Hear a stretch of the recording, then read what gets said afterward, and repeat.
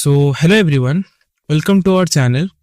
तो इसका जो पिछला वाला पार्ट था केमिकल रिएक्शन एंड इक्वेशन का पार्ट 1, उस पे से हम लोग बहुत ही डिटेल तरीके से केमिकल रिएक्शन क्या होता है, केमिकल इक्वेशन क्या होता है और सबसे इंपॉर्टेंट केमिकल रिएक्शन को बैलेंस कैसे करना है, ये हमने सीखा था। ठीक है, और इस वाले लेक्चर में हम लोग ये देखेंगे कि जो केमिकल रिएक्शन है उसका टाइप क्या क्या है, कितना टाइप में आता है। और मैं ये भी बता दूं कि इसी पोर्शन में से तुम्हारा इस चैप्टर का 80% क्वेश्चन हो जाएगा।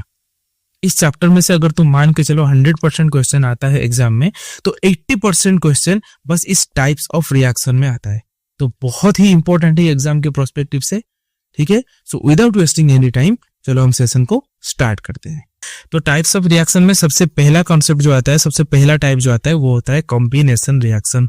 अगर बीच में कहीं पे भी तुम्हारा गुल मिल जाता है तो डोंट वरी, मैं लास्ट को पूरा समराइज करवा दूंगा, कोई दिक्कत नहीं इसमें। ठीक है, तो सबसे पहले देखो कॉम्बिनेशन रिएक्शन। तो ध्यान से देखो, कॉम्बिनेशन के लाइन में ही लिखा है कंबाइन। देखो यहाँ पे लिखा है कंबाइन। इसका मतलब है कोई चीज कंबाइन होके ही रिएक्शन बन रहा होगा। सिंपल इस वाले स्ट्रक्चर को देखो, यहाँ पे मैं जो मार्किंग कर रहा हूँ, बस इस वाले स्ट्रक्चर को ध्यान से जरा गौर से देखो। यहाँ पे ए और बी ये दोनों कंबाइन हो रहे हैं, ए और बी ये दोनों कंबाइन हो रहे हैं। कंबाइन होने के बाद ए बी निकल रहा है। तो सिंपल स्ट्रक्चर तुमको थोड़ा थोड़ा समझ में आ रहा होगा। क्या सर, कि कॉम्बिनेशन रिएक्शन 2 एलिमेंट और 1 एलिमेंट एंड 1 कंपाउंड और 2 कंपाउंड, यानी कि कोई भी 2 एलिमेंट ले लो। जैसे कि मैंने सपोज Fe ले लिया, आयरन, उसको ऐड कर दिया ऑक्सीजन के साथ, ये हो गया एक एलिमेंट, ये हो गया एक एलिमेंट, ये हो गया एक कंपाउंड और यानी कि मॉलिक्यूल। ऐसे 2 एलिमेंट ले लो, जैसे कि मेरे पास है नाइट्रोजन और उसको मैंने ऐड कर दिया Fe, ये 2 एलिमेंट। 2 एलिमेंट ले लो, 2 कंपाउंड ले लो, कोई भी 2 चीजें ले लो, या फिर 2 से ज्यादा, लाइक 1 2 3 4, हम लोग 4 को भी मिला सकते हैं, ऐसे 5 को भी मिला सकते हो, कोई किसी को भी मिला सकते हो। पर सबसे इंपॉर्टेंट चीज है टू गिव 1 सिंगल प्रोडक्ट। बस यही इसका की लाइन है। तुम लोग चाहे जितना भी चीजें ऐड करो, बस एक ही अगर सिंगल प्रोडक्ट देगा, उसको हम लोग बोलेंगे कॉम्बिनेशन रिएक्शन।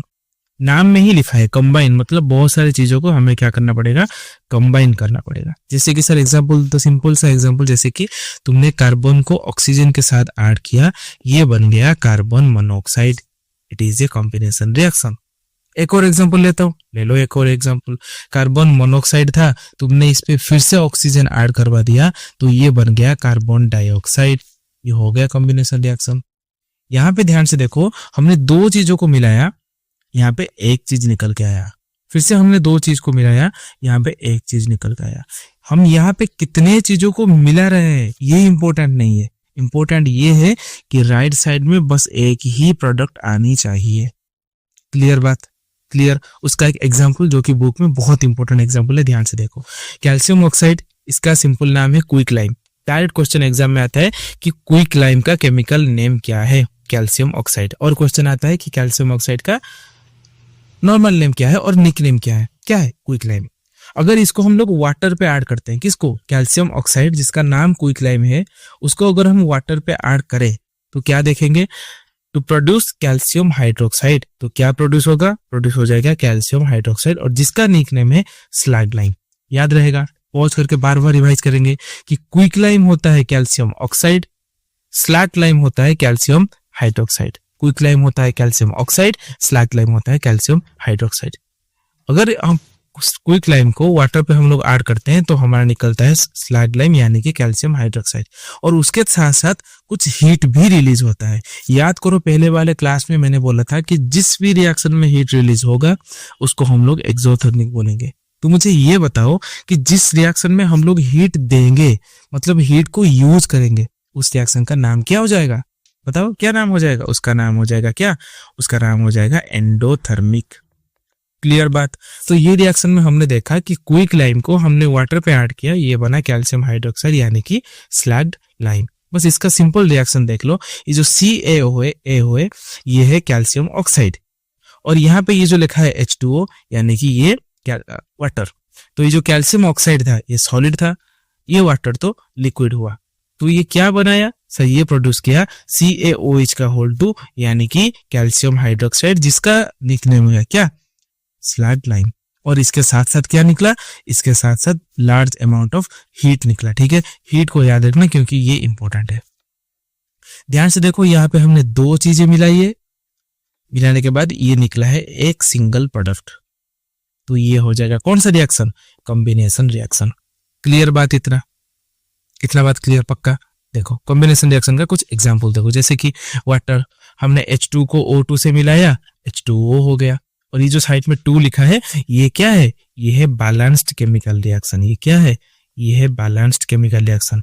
और केमिकल रिएक्शन को कैसे बैलेंस करते हैं, इसका मैंने बहुत बहुत बहुत ही शॉर्ट ट्रिक मैंने समझाया है। तुम लोग मैक्सिमम 1 मिनट में उसको सॉल्व कर सकते हो, कोई भी रिएक्शन तुम्हारे सामने में आ जाए। ठीक है, इसका मैं डिस्क्रिप्शन में लिंक दे दूंगा और कमेंट में भी लिंक दे दूंगा, जाके देख लेना कि कोई भी बैलेंस है, कोई भी केमिकल रिएक्शन है, उसको हम लोग कैसे बैलेंस करेंगे। ठीक है, एक और एग्जांपल देखो, जैसे कि कार्बन डाइऑक्साइड में ऑक्सीजन ऐड हो गया, कार्बन डाइऑक्साइड बन गया, सॉरी कार्बन पे ऑक्सीजन ऐड हो गया, कार्बन डाइऑक्साइड बन गया। सिंपल कॉम्बिनेशन रिएक्शन समझ में आ गया। ओके, एक और एक्टिविटी जो है, यही एक्टिविटी को मैंने यहाँ पे एलाबोरेट कर दिया। ये जो है एक्टिविटी सेम चीज पे है, ये जो एक्टिविटी बना है यहाँ पे एग्जैक्टली सेम चीज पे है। देखो क्या है, take a small amount of calcium oxide, यानी कि कैल्शियम ऑक्साइड यानी कि क्या, यानी कि CaO। उसको हम लोग, जिसका नाम था क्विक लाइम, उस पे हमने ऐड कर लिया वाटर।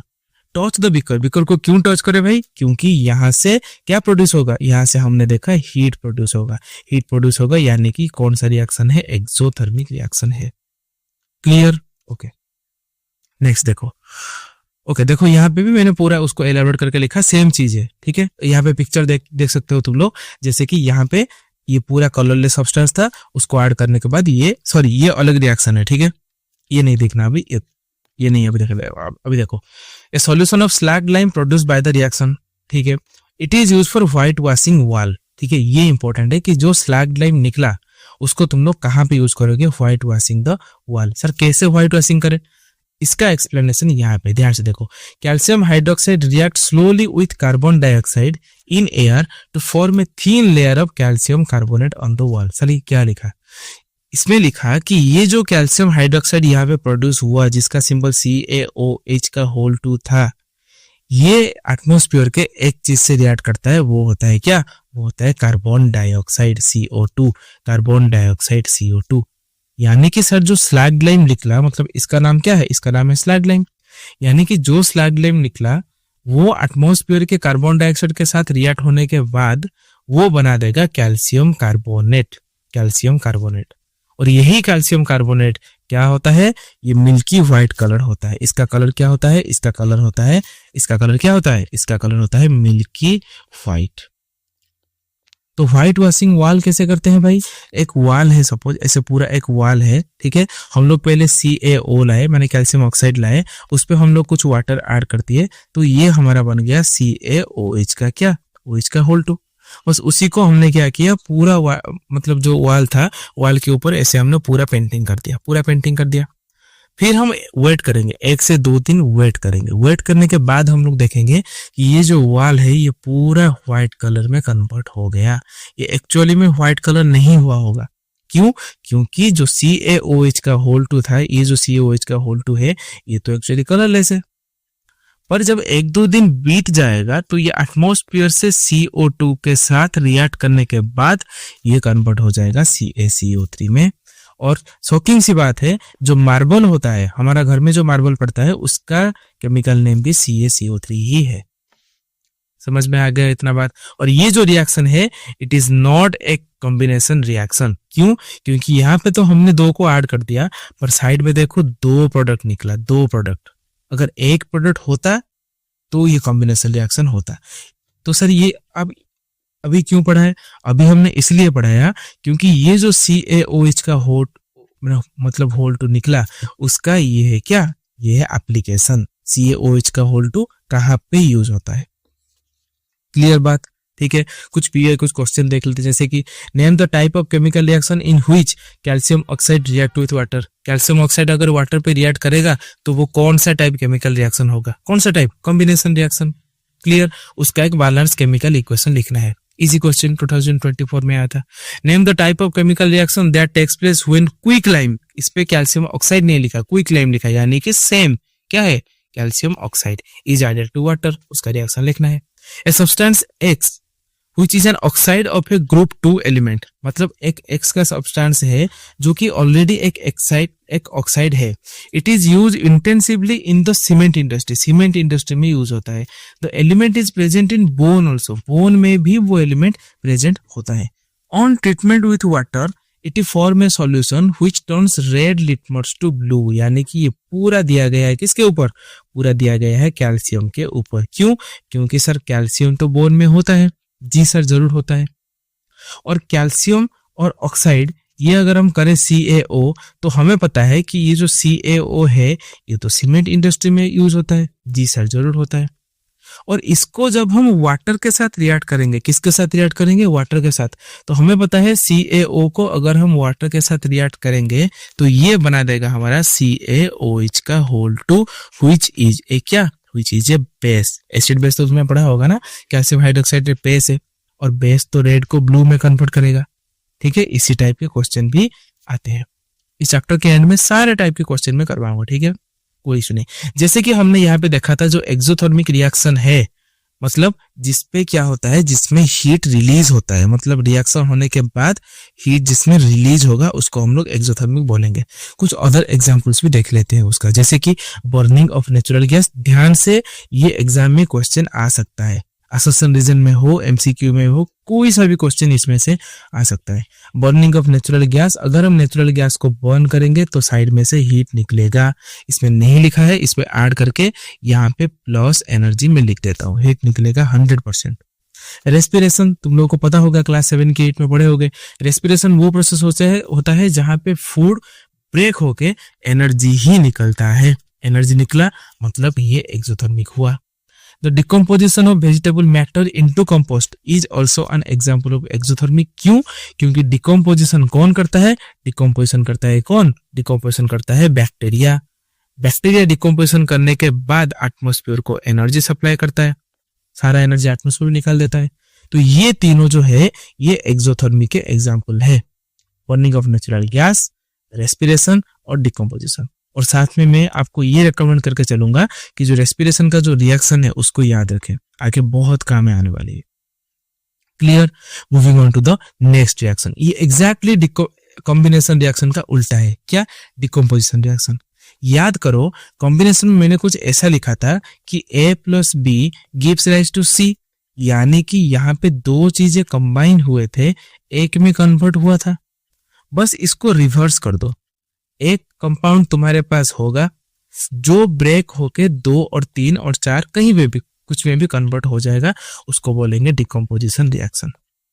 क्लियर बात? देखो यहाँ पे लिखा है the reaction in which one compound decomposes, मतलब वन कंपाउंड ब्रेक्स इनटू 2 और मोर कंपाउंड, मतलब 2 कंपाउंड हो सकता है और 2 से ज्यादा भी हो सकता है.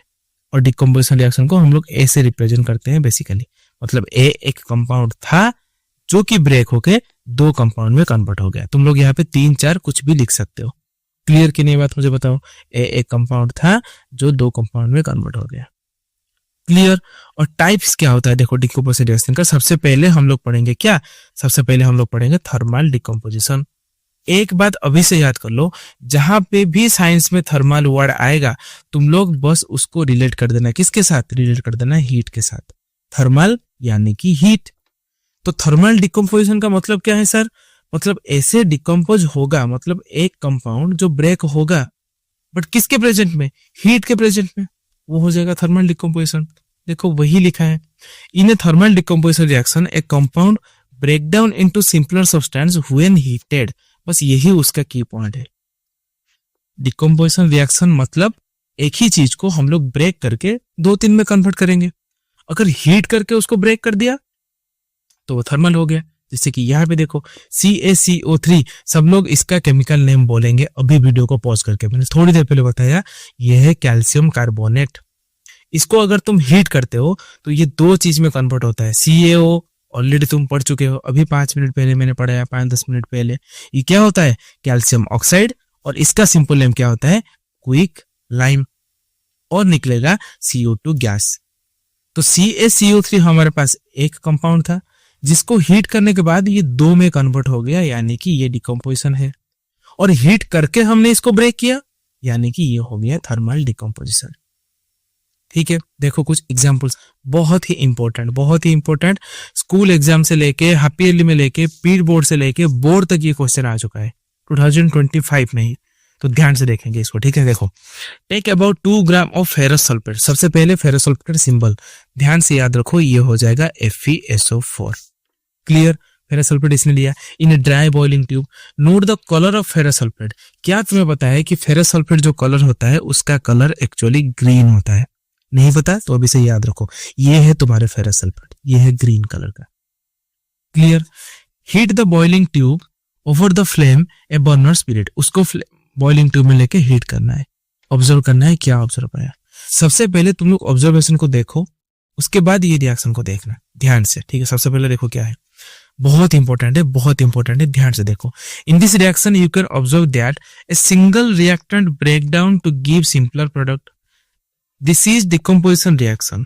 फेरस सल्फेट क्रिस्टल, यहाँ पे जो फेरस सल्फेट क्रिस्टल लिखा है, क्रिस्टल अगर कहीं पे लिखा है तो तुम्हें कुछ वाटर को ऐड करना पड़ता है, यानी कि जो फेरस सल्फेट क्रिस्टल होगा उसका एक्चुअल फॉर्मूला होगा FeSO4.7H2O। सर ये .7H2O क्या है? जहां पे भी ये क्रिस्टल फॉर्मेट में होगा वहां पे कुछ ना कुछ वाटर ऐड होता है, ये तुम्हें याद रखना है। तो फेरस सल्फेट क्रिस्टल का सिंबल क्या हो जाएगा? FeSO4.7H2O। तो मुझे ये बताओ, कोई भी कंपाउंड के अंदर वाटर छुपा है, अगर तुम इसे हीट करोगे तो वाटर वेपोराइज हो जाएगा, मतलब वाटर लूज हो जाएगा। यहाँ पे लिखा है lose water when heated and the colour of the crystal changes. Crystal का कलर चेंज होता है। It then decomposes to ferric oxide. Ferric oxide यानी कि Fe2O3। और ये जो फेरिक ऑक्साइड होता है इसका कलर होता है ब्राउन कलर, यानी कि ये जो Fe2O3 है इसको हम लोग लोकल लैंग्वेज में पता है क्या बोलते हैं? इसको हम लोग बोलते हैं रस्ट। तुम लोग जो नहीं बोलते कि हमारे पास एक लोहा था रस्ट लग गया, साइकिल में रस्ट लग गया, यही है रस्ट। क्या? Fe2O3। और उसके साथ साथ क्या निकलेगा? SO2 निकलेगा, सल्फर डाइऑक्साइड। उसके साथ साथ SO3 निकलेगा, सल्फर ट्राइऑक्साइड। और ये जो फेरिक ऑक्साइड है ये एक सॉलिड है, जबकि SO2 SO3 गैस है। और उसका पूरा रिएक्शन यहाँ पे लिखा है, देखो ध्यान से। FeSO4 था, फेरस सल्फेट यहाँ पे लिखा है, यहाँ पे क्रिस्टल लिखा था, इसीलिए मैंने ये वाला सिंबल लिखा। ध्यान से, एग्जाम में कुछ भी आ सकता है। क्रिस्टल आया तो FeSO4.7H2, सिर्फ फेरस सल्फेट आया तो FeSO4। ठीक है। फेरिक ऑक्साइड का सिंबल क्या है? Fe2O3। SO2 गैस निकला, SO3 गैस निकला। क्लियर बात? क्लियर है कि नहीं? ठीक है। देखो यहाँ पे मैंने पिक्चर भी ऐड कर दिया। अभी देखो क्या है, नेक्स्ट है एक और एग्जांपल, जैसे कि डिकम्पोजिशन ऑफ कैल्शियम कार्बोनेट। उसको मैंने थोड़ी देर पहले बता दिया था तुम्हें। यहाँ पे देखो, यहाँ बताया था ये जो कैल्शियम कार्बोनेट था CaCO3, अगर उसको तुम लोग हीट करते हो तो ये कन्वर्ट होता है CaO में एंड CO2 में। CaO को क्विक लाइम कहते हैं, ये तो तुम जानते हो। देखो पढ़ देते हैं थोड़ा सा। Calcium oxide is called the lime और quick lime. It is many uses. यहाँ पे मैं लिखा है कैल्शियम ऑक्साइड जो है इसका क्या यूज है? इसको हम लोग सीमेंट में मैन्युफैक्चर करते हैं, जिसका PYQ क्वेश्चन यहाँ पे आया था। याद आ रहा है कुछ? यहाँ पे PYQ आया था कि X एक सब्सटेंस का ऑक्साइड ग्रुप है जो कि इंटेंसिवली यूज होता है सीमेंट इंडस्ट्री में। सीमेंट इंडस्ट्री में क्या यूज होता है मैंने बताया था? CaO। ठीक है। देखो किस तरह क्वेश्चन आते हैं। ठीक है। सारे एक्टिविटी इंपॉर्टेंट है, कोई भी एक्टिविटी ऐसा नहीं है कि जो नहीं इंपॉर्टेंट है। ठीक है। कैल्शियम ऑक्साइड को लाइम वाटर कहते हैं और ये सीमेंट इंडस्ट्री में यूज होता है। When decomposition reaction is carried out by heating, it is called as thermal decomposition। जो डिकम्पोजिशन रिएक्शन हीट के द्वारा, मतलब हीट में कैरिड आउट हुआ, उसको हम लोग बोले थर्मल डिकम्पोजिशन। एक और एग्जांपल जैसे देखो, थर्मल डिकम्पोजिशन का बहुत सारे एग्जांपल्स है। Take 2 gram of lead nitrate. Lead nitrate का सिंबल सब लोग अपने मन में याद करेंगे। क्यों? क्योंकि पहले वाले जो वीडियो था उसमें बहुत आसान तरीके से मैं ये समझाया था क्या होता है लीड नाइट्रेट। क्या होता है? Pb देन ब्रैकेट में NO3 देन 2। इसको हम लोग पढ़ेंगे PbNO3 का होल 2। लीड नाइट्रेट लिया, ठीक है। और सिंपल कुछ भी ऐड नहीं किया पहले वाले लेक्चर में। इसमें हम लोग ऐड किए थे क्या? Potassium iodide. याद करो। और उसमें से एक लीड आयोडाइड निकला था जिसका कलर क्या आया था? याद करो जिसका कलर क्या आया था? जिसका कलर येलो आया था। याद है कि नहीं जिसका कलर येलो आया था? ठीक है। ओके, अभी यहाँ पे देखो, तो ये जो लीड नाइट्रेट है, अगर हम इसको हीट करेंगे, देखो यहाँ पे लीड नाइट्रेट है, इसको हीट करने पे क्या आएगा। सबसे पहले यहाँ पे देखो लिखा है you will observe the emission of brown fume, एक ब्राउन कलर का फ्यूम निकलेगा। ध्यान से जूम कर देता हूँ पिक्चर पे, देखो यहाँ पे ये ब्राउन कलर का धुआं निकल रहा है, ये है ब्राउन कलर का धुआं, ठीक है, क्लियर बात। Okay, you will observe the brown colour fume, this fume are nitrogen dioxide. तो इसमें अगर एमसीक्यू आया कल को कि नाइट्रोजन डाइऑक्साइड जो है NO2, उसका कलर क्या है, क्या बताओगे सर, उसका कलर ब्राउन कलर है, ठीक है। और ये रहा पूरा तुम्हारा रिएक्शन, जो कि बहुत इंपॉर्टेंट है, काफी बार एग्जाम में पूछा जा चुका है। लीड नाइट्रेट का सिंबल है PbNO3 का होल 2। इसको जब अगर तुम हीट करते हो तो ये सिंपल हो जाता है लीड ऑक्साइड यानी कि PbO, NO2 निकलता है, कुछ ऑक्सीजन निकलता है, और ये जो NO2 निकलता है इसी का कलर क्या है, इसका कलर है ब्राउन, ठीक है। और कुछ चीजें यहाँ पे देखो जैसे कि ये पूरा पिक्चर भी मैंने ऐड किया हो, ठीक है, ताकि तुम लोग याद करते हुए चलो। यहाँ पे देखो ध्यान से, जब इसने ऐड किया, जब इसको हीट कर रहा है, तो यहाँ पे देखो ये जो पूरा टेस्ट ट्यूब है, इसके अंदर से कौन सा कलर ये जा रहा है, इसके अंदर से ये ब्राउन कलर जा रहा है। यहाँ पे देखो ये है तुम्हारे ब्राउन कलर, क्लियर। ओके, यहाँ पे देखो लीड नाइट्रेट का डब्बा, देखो यहाँ पे ध्यान से देखो, लीड नाइट्रेट का डब्बा, उसको हीट करेंगे तो ब्राउन कलर निकलेगा, क्लियर। नेक्स्ट जो हमने पढ़ेंगे वो पढ़ेंगे इलेक्ट्रोलिटिक डिकम्पोजिशन।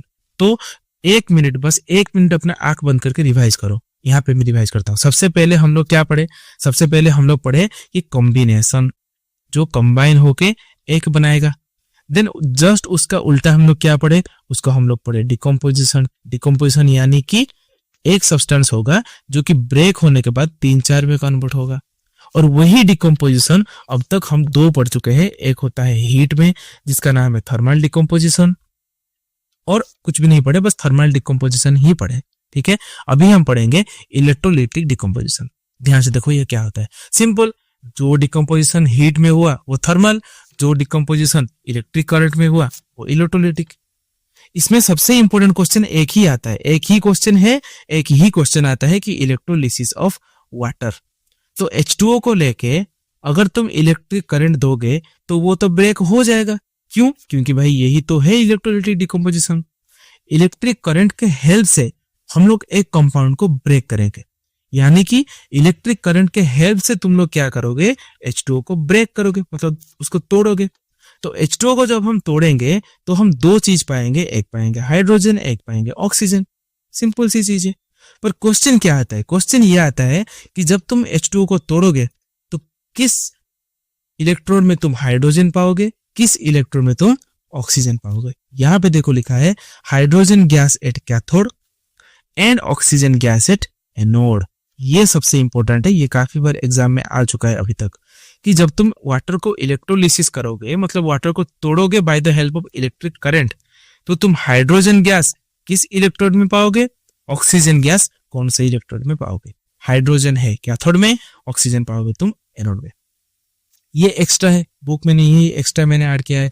ठीक उसी तरह अगर तुम सोडियम क्लोराइड, मतलब घर में जो तुम सॉल्ट खाते हो, उसको अगर तुम तोड़ोगे तो ये निकलेगा Na और निकलेगा Cl। तो तुम क्लोरीन गैस को पाओगे कहाँ पे, एनोड पे, और हाइड्रोजन गैस को पाओगे कहाँ पे, कैथोड पे। क्लियर, क्लियर कि नहीं। यहाँ पे NaCl मत लिखो, यहाँ पे एक और चीज लिख दो, यहाँ पे लिख दो HCl, ठीक है। HCl को अगर तुम तोड़ोगे तो हाइड्रोजन गैस निकलेगा और क्लोरीन भी निकलेगा। तो हाइड्रोजन गैस कहाँ पे पाओगे तुम, एनोड पे, और कैथोड पे पाओगे, सॉरी हाइड्रोजन गैस पाओगे तुम कैथोड पे, एनोड पे पाओगे तुम क्लोरीन। ये चीज तुम याद रखना, बस इसी में से क्वेश्चन आते हैं। और ये था तुम्हारा पूरा एक्टिविटी। यहाँ पे देखो, यहाँ पे EV लगा है, इसके अंदर वाटर डाला है, ये है इलेक्ट्रोड, ये है दूसरा इलेक्ट्रोड। जब तुम यहाँ से स्विच ऑन करोगे तो दोनों इलेक्ट्रोड में कुछ कुछ गैसेस इकट्ठा होंगे। तो क्वेश्चन में आता है कि कौन सा इलेक्ट्रोड में कौन सा गैस जाएगा, यही क्वेश्चन है, बस यही।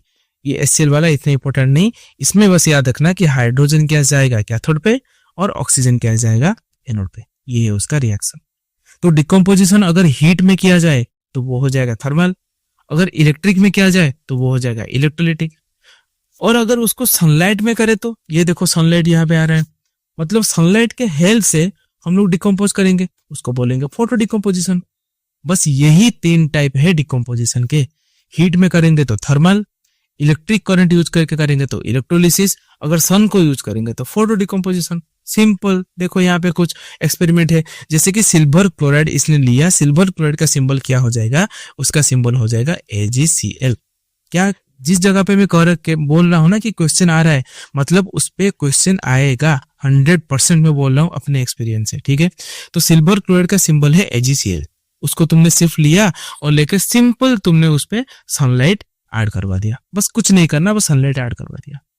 तो तुम क्या देखोगे, तुम ये देखोगे, ध्यान से यहाँ पे देखो, you will see that white silver chloride turns grey. यही क्वेश्चन है, क्वेश्चन यही है। अगर तुम्हारे पास कोई भी रेफरेंस बुक है, एस चांद बोलो या फिर PW बोलो या फिर कोई भी SC वर्मा, कोई भी रेफरेंस बुक है, उनमें क्वेश्चन देखोगे ना, इसी तरह क्वेश्चन आए होंगे। मतलब यहाँ पे लिखा है व्हाइट सिल्वर क्लोराइड, यानी कि सर ये पता चल गया कि सिल्वर क्लोराइड का सिंबल हमारे पास होता है क्या, व्हाइट। सॉरी, सिंबल नहीं, कलर। सिल्वर क्लोराइड का कलर होता है व्हाइट। तो सर ये ग्रे में क्यों कन्वर्ट हो गया, ये रिएक्शन देखो पता चलेगा। जब जो सिल्वर क्लोराइड को तुम सनलाइट पे डालोगे तो ये सिल्वर अलग हो जाएगा और क्लोरीन अलग हो जाएगा, और यही जो सिल्वर निकला ये ग्रे कलर होगा। देखो यहाँ पे लिखा भी है, this is due to the decomposition of silver chloride into silver and chlorine. मतलब जो पूरा सिल्वर क्लोराइड था वो तुम्हारा व्हाइट कलर का था, जब ये टूट के सिर्फ सिल्वर और क्लोरीन में कन्वर्ट हो गया तो ये ओनली जो Ag है, जो ओनली सिल्वर है, उसका कलर क्या होता है, उसका कलर हो जाएगा ग्रे। क्लियर बात। अगर कोई भी क्वेश्चन यहाँ पे आए, आसासन रीजन टाइप, MCQ टाइप, कोई भी क्वेश्चन, सिल्वर क्लोराइड का कलर क्या है, सिल्वर का कलर क्या है, सिल्वर कैसे सिल्वर क्लोराइड में कन्वर्ट होगा, सिल्वर क्लोराइड सिल्वर में कैसे कन्वर्ट होगा, फोटो डिकम्पोजिशन है कि थर्मल है कि इलेक्ट्रोलिसिस, पूरा क्लियर हो गया। Clear, okay. देखो यहाँ पे लिखा है, ठीक उसी तरह एक और एग्जाम्पल, अगर हम सिर्फ सील को काट के अगर हम Br लगा दे, यानी ब्रोमीन लगा दे, सिर्फ सील को काट के, सेम रिएक्शन AgBr यहाँ पे था, ये सनलाइट में ब्रेक होके सिल्वर ब्रोमीन। और इंपॉर्टेंट पार्ट ये है कि ये जो रिएक्शन ये कहाँ पे यूज होता है, मैं सिर्फ सिंक्रोनाइज करके इंपॉर्टेंट बताते हुए जा रहा हूँ, तो वीडियो को बिल्कुल भी एंड तक देखना, मतलब कोई भी पार्ट मिस नहीं करना।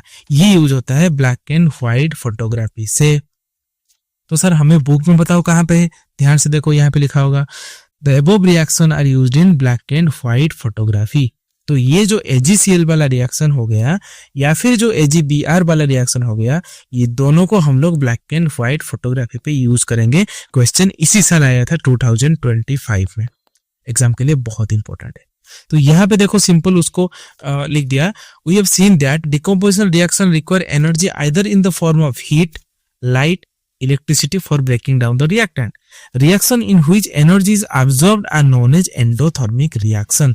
यानी कि तुम्हें ये पता चला कि decomposition reaction, all decomposition reactions, मैं ये लिख देता हूं कि all decomposition reactions are endothermic reaction. जितने भी decomposition reaction मैंने बताया अभी तक, चाहे वो थर्मल हो, चाहे वो इलेक्ट्रोलिसिस हो, चाहे वो फोटो हो, तीनों में किसी ना किसी मीडियम में उसको एनर्जी चाहिए। अगर डिकम्पोजिशन हीट पे कर रहे हैं तो थर्मल, डिकम्पोजिशन हम लोग इलेक्ट्रिक करंट में दे रहे हैं तो वो इलेक्ट्रोलिसिस, डिकम्पोजिशन पे अगर हम सनलाइट पे कर रहे हैं तो वो फोटो हो जाएगा। तो तीनों में किसी ना किसी मीडियम से हम लोग को एनर्जी चाहिए ब्रेक करने के लिए, और जिस रिएक्शन में हम लोग को एनर्जी चाहिए वो हो जाएगा एंडोथर्मिक। क्लियर है ये बात कि all decomposition reactions are endothermic, ठीक है, एंडोथर्मिक। तो मुझे ये बताओ, क्या ऑल एंडोथर्मिक रिएक्शंस डिकम्पोजिशन होगा? एक बार वीडियो पॉज करके इसको आंसर जरूर देना कि जितने भी एंडोथर्मिक रिएक्शन है, यानी कि जितने भी रिएक्शन में हीट यूज हो रहा है, क्या वो 100% डिकम्पोजिशन होगा? नहीं होगा। क्या कॉम्बिनेशन रिएक्शन में हम लोग हीट नहीं कर सकते? जैसे कि मैं एक कंपाउंड ले रहा हूं, उसमें कोई भी अलग चीज ऐड कर रहा हूं, सपोज मैं यहाँ पे हीट दे दिया उसको, देन ये एक चीज फॉर्म कर रहा है, तो मुझे ये बताओ क्या ये डिकम्पोजिशन होगा? नहीं होगा। ये तो सर कॉम्बिनेशन है, हमने दोनों को ऐड करके एक बनाया, यानी कि ये है कॉम्बिनेशन। सर कॉम्बिनेशन में हीट यूज कर सकते हैं? जरूर यूज कर सकते हैं, पर अगर डिकम्पोजिशन रिएक्शन हुआ तो उसमें 100% हीट यूज होगा, 100% हीट यूज होगा।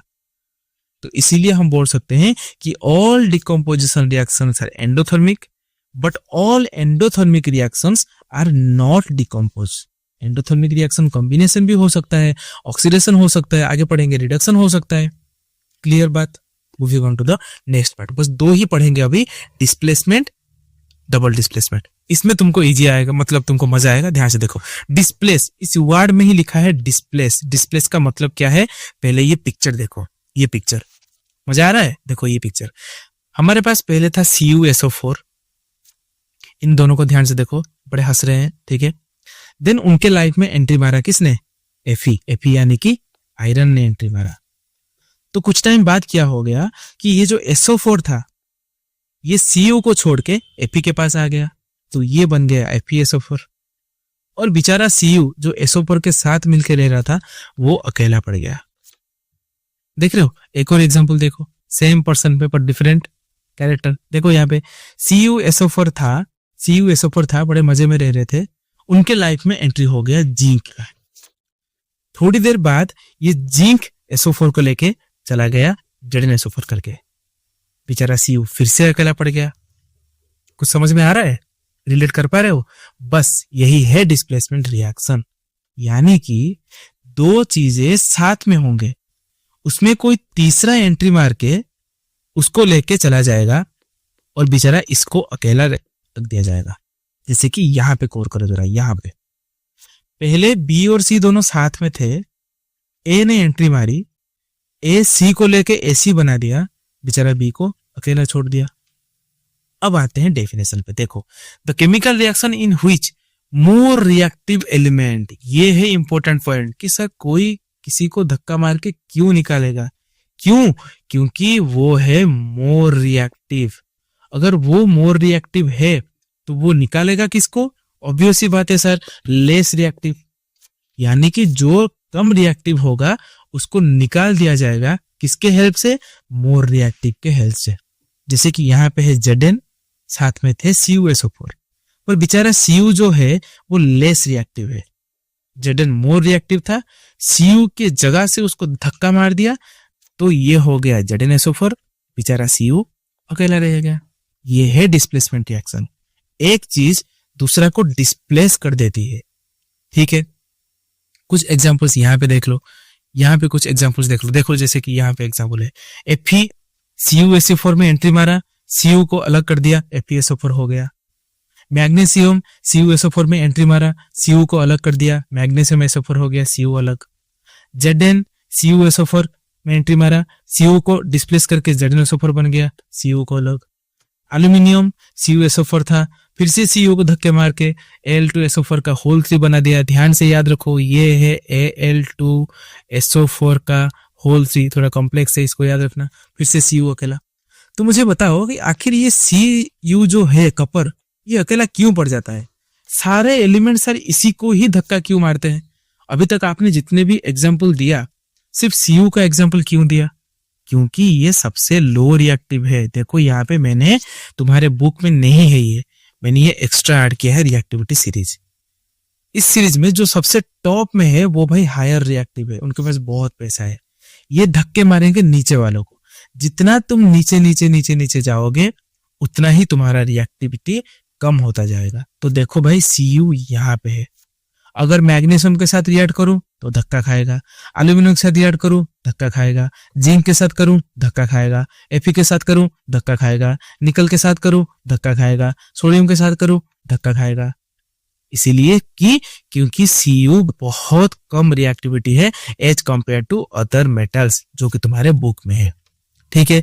एक एक्टिविटी देखते हैं, ये सबसे इंपॉर्टेंट एक्टिविटी है, बहुत बार एग्जाम में इसमें क्वेश्चन आया है, और जो मैं बोल रहा हूँ इंपॉर्टेंट है यानी कि है, क्वेश्चन आ चुका है। ध्यान से देखो, सिंपल में करूंगा, उसमें मतलब इतना ज्यादा टाइम नहीं लूंगा। देखो यहाँ से सिंपल, 3 आयरन नेल तुमको नेला है, ठीक है, उसको क्लीन करना है। क्यों? क्योंकि आयरन पे रस्ट लगा होगा। क्वेश्चन आ सकता है ये, इस एक्सपेरिमेंट में आयरन को क्लीन क्यों किया जाएगा? क्योंकि उसमें रस्ट लग सकता है, ठीक है। Okay, take 2 test tube, marks A and B in each test tube, take about 10 ml of copper sulphate solution. यहाँ पे क्वेश्चन है, कॉपर सल्फेट का सिंबल क्या होगा? CuSO4 आ गया। Cu धक्का खाएगा अभी। ओके, देखो, 2 iron nail with thread and immerse with carefully the copper sulfate solution in test tube B for 20 minutes। तो यहाँ पे देखो सर, यहाँ पे कॉपर सल्फेट लिख दिया आपने, यहाँ पे ब्लू कलर दिखा रहा है, तो सर हम क्या माने? क्या माने नहीं, ये है जो कॉपर सल्फेट सॉल्यूशन है उसका एक्चुअल कलर क्या है? उसका एक्चुअल कलर ब्लू है। एग्जाम में क्वेश्चन आ सकता है। क्लियर? देखो अब after 20 minute take out iron nail from the copper sulphate solution, compare the intensity. तो आयरन था, कॉपर सल्फेट ऐड कर दिया, कॉपर क्या खाएगा? धक्का खाएगा, उसके जगह कौन घुस जाएगा? आयरन घुस जाएगा। देखो यहाँ पे देखो ब्लू कलर सॉल्यूशन था, हो गया ग्रीन। क्यों? क्योंकि इस वाले रिएक्शन को जरा गौर करो। कॉपर सल्फेट सॉल्यूशन बड़ा खुश था, आ गया उसके लाइफ में आयरन SO4 को ले गया, बना दिया आयरन FeSO4। तो सर अभी आपने कहा कि ये ग्रीन कलर है और अभी आप बोल रहे हो ये FeSO4 है, यानी कि सर हम कंफर्म हो जाए कि FeSO4 का कलर ग्रीन है। यस, FeSO4 का कलर ग्रीन है। यहां पे दो कलर तुमको याद रखना है कि जो CuSO4 था उसका कलर ब्लू है और जो FeSO4 आएगा उसका कलर ग्रीन होगा। एग्जाम में डायरेक्ट क्वेश्चन आएगा कि X एक लिक्विड था हमारे पास जो कि ब्लू कलर का था, पूरा ब्लू ऐसे पूरा ब्लू कलर का था। उसमें तुम लोग क्या किए? तुम लोग ने Y ऐड कर दिया। Y ऐड करने के बाद थोड़ी देर बाद हमने देखा कि ये भाई ग्रीन कलर बन रहा है ऐसे। तो यहाँ पे क्वेश्चन आएगा कि X क्या है, Y क्या है। X था कॉपर सल्फेट, Y हो जाएगा Fe। Fe ऐड करने के बाद जो ग्रीन हो गया उसका नाम क्या हो जाएगा? उसका नाम हो जाएगा FeSO4, यानी कि आयरन सल्फेट। ये है आयरन सल्फेट। देखो यहाँ पे लिखा भी है क्लियर से, Why does iron nail become brownish in color in the blue color copper sulfate solution fade? जो ब्लू कलर है वो फेड होके ग्रीन हो जाएगा। और ये जो आयरन था, आयरन जो नेल था उसका भी कलर चेंज होके ब्राउन कलर हो जाएगा। क्यों? क्योंकि जो FeSO4 में आयरन जो था वो रस्ट में बन जाएगा, यानी कि Fe2O3। क्लियर बात? ओके, अभी देखो और भी एग्जांपल देखो, जैसे कि Zn है CuSO4 मिलके ZnSO4 हो गया, धक्का खा गया बेचारा। ये Pb है CuCl2 PbCl2 बना दिया, बेचारा धक्का खा गया। ठीक है, इन सबको तुम्हें याद रखना है, याद रहेगा? ओके, ऐसा हो गया कुछ कॉपर का हालत धक्का खाने के बाद। रिएक्टिविटी सीरीज को भी याद कर लेना। फिर आता है डबल डिस्प्लेसमेंट रिएक्शन। ये उससे भी ज्यादा, एक बार अगर एक डिस्प्लेस होता है, जैसे कि दो बंदे रह रहे हैं, उसको किसी तीसरे बंदे आके डिस्प्लेस कर दे रहा है, मतलब एक बार हटा रहा है, तो सिंगल डिस्प्लेसमेंट। अगर दोनों हट जाए तो भाई डबल डिस्प्लेसमेंट। ये पिक्चर को देखो, जैसे कि यहाँ पे AB साथ में थे, CD साथ में थे, पर दोनों मिलने के बाद A को D पसंद आने लगा, फिर B ने सोचा ये चला गया, मैं भी चला जाता हूँ, फिर B C को पसंद करने लगा। तो यहाँ पे B C के पास आ गया, A D के पास आ गया, दोनों ही डिस्प्लेसमेंट कर गए भाई। इसमें अलग ही घपला चल रहा है, दोनों ही डिस्प्लेसमेंट कर दिया। A double displacement reaction is a kind of reaction which involve the exchange of ion। की पॉइंट है इसी डेफिनेशन का ये। अगर तुम्हें डेफिनेशन पढ़ता है एग्जाम में, बस एक्सचेंज ऑफ आयन वर्ड अगर दिख जाए, मैं 100% श्योर हूं एग्जामिनर मार्क देगा ही देगा, क्योंकि ये उसका की पॉइंट है। डबल डिस्प्लेसमेंट रिएक्शन में होता क्या है? Exchange of ion. इसका आयन डी के पास चला गया, सी का आयरन बी के पास आ गया, सिंपल बात। Two reactant to create two new molecule, इसमें दो नया मॉलिक्यूल आ जाता है, ठीक है। और उसको प्रेसिपिटेशन रिएक्शन भी कहते हैं, क्योंकि मैक्सिमम डिस्प्लेसमेंट रिएक्शन जो होता है उसमें प्रेसिपिटेट फाउंड होता है। सर ये प्रेसिपिटेट क्या है? अगर तुम्हें नहीं पता है तो कान के नीचे दूंगा एक, क्योंकि इसके पहले वाले वीडियो में बहुत आसान तरीके से मैंने बताया था प्रेसिपिटेट क्या है। यहाँ पे देखो दोनों बस एक्सचेंज कर लिए ऐसे, ये हो गया डिस्प्लेसमेंट रिएक्शन। डिस्प्लेसमेंट रिएक्शन तीन तरह का होता है basically, precipitate, neutralisation, gas forming. तुम्हारे बुक में सिर्फ और सिर्फ प्रेसिपिटेशन के बारे में लिखा है, इन दोनों के बारे में ज्यादा कुछ लिखा नहीं है। जैसे कि यहां पे थोड़ा देखो, सॉरी, Na2SO4 था, यानी कि NaSO4 के साथ खुश था।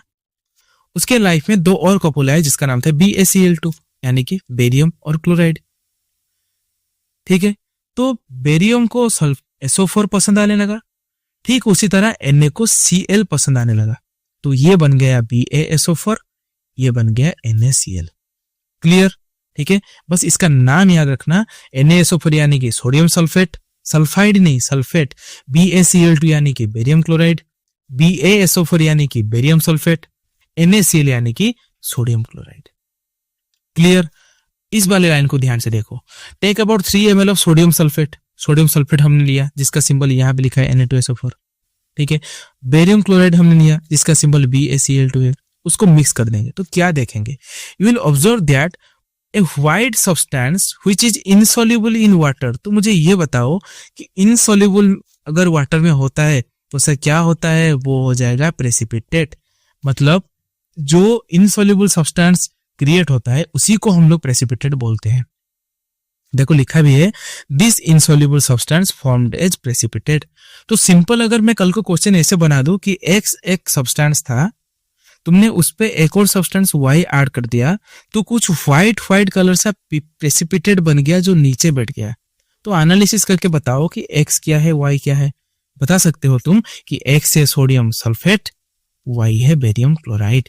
और इस रिएक्शन का नाम क्या है अगर पूछा जाए तो तुम लोग इसको लिख सकते हो प्रेसिपिटेट रिएक्शन और डबल डिस्प्लेसमेंट रिएक्शन।